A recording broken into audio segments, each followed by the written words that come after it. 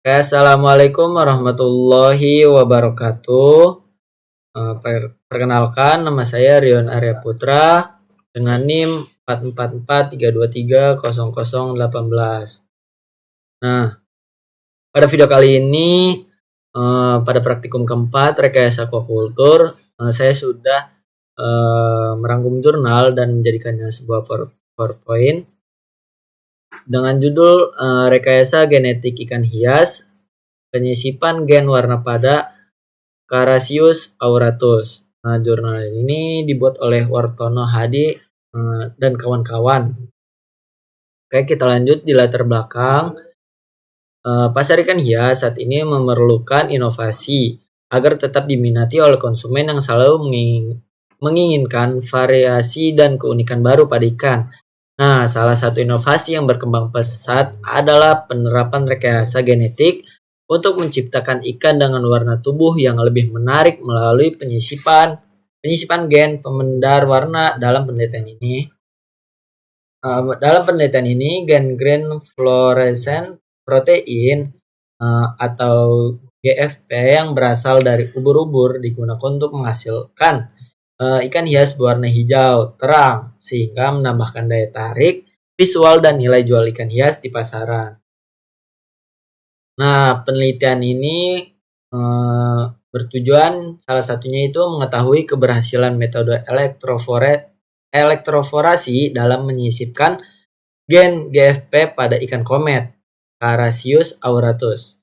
Nah, yang kedua menilai tingkat ekspresi gen GFP pada ikan hasil perlakuan serta pengaruh voltase elektroforasi terhadap mortalitas sperma dan sintasan ikan. Nah, metode penelitiannya di sini berlokasi di Balai Riset Budidaya Ikan Hias Depok dan Laboratorium Reproduksi dan Genetika Organisme Akuatik IPB. Metodenya elektroforasi sperma ikan jantan dengan plasmid Packer GFP 6,0 kb yang dikontrol oleh Prometer B-Exit.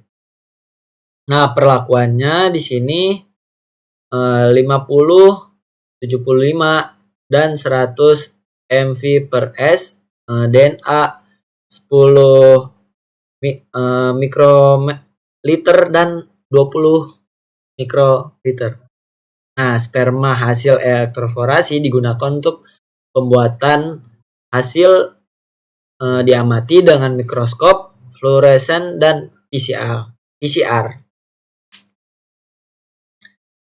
Hasil penelitiannya pada jurnal ini yaitu gen GFP berhasil diintegrasikan ke dalam DNA sperma ikan komet dan terekspresi pada sirip ikan muda umur kurang lebih 3 bulan. Nah, tingkat voltasenya itu tinggi menurunkan mortalitas sperma. Namun 50-70 mv per s memberikan hasil ekspresi gen yang baik.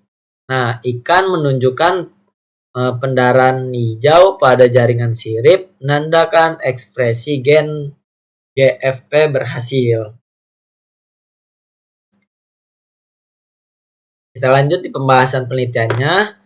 Metode elektroforasi terbukti efektif untuk melakukan transfer gen secara massal melalui sperma ikan, sehingga memungkinkan penyisipan gen asing ke dalam materi genetik ikan secara efisien. Namun, ekspresi gen GFP yang dihasilkan bersifat sementara atau transit expression dan masih perlu dikonfirmasi pada generasi F1 untuk memastikan apakah gen tersebut dapat diwariskan secara stabil kepada keturunannya. Selain itu, penggunaan Prometer B-Exin yang berhasil dari ikan Japanese flounder terbukti mampu mengaktifkan ekspresi gen GFP pada berbagai jaringan tubuh ikan komet, menunjukkan efektivitasnya dalam mengendalikan ekspresi gen hasil rekayasa genetik ini.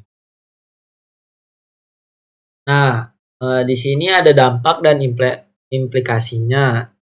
Ada dampak positif, yaitu menghasilkan varietas ikan hias baru yang lebih menarik dan bernilai lebih tinggi di pasaran.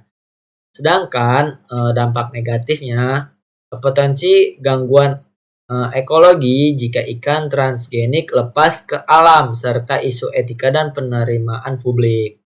Perlu pengawasan ketat dan penelitian lanjut tentang pewarisan gen dan stabilitas ekspresi.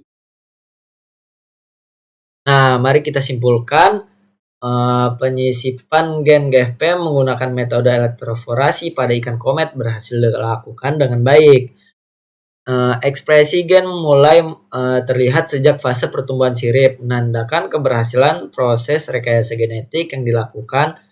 Penelitian ini menjadi contoh nyata penerapan teknologi transgenik dalam bidang aquaculture ikan hias yang berpotensi menghasilkan varietas ikan dengan karakteristik visual baru dan nilai ekonomis yang lebih tinggi. Mungkin itu saja yang bisa saya sampaikan pada jurnal ini. Kurang lebihnya mohon maaf. Wassalamualaikum warahmatullahi wabarakatuh.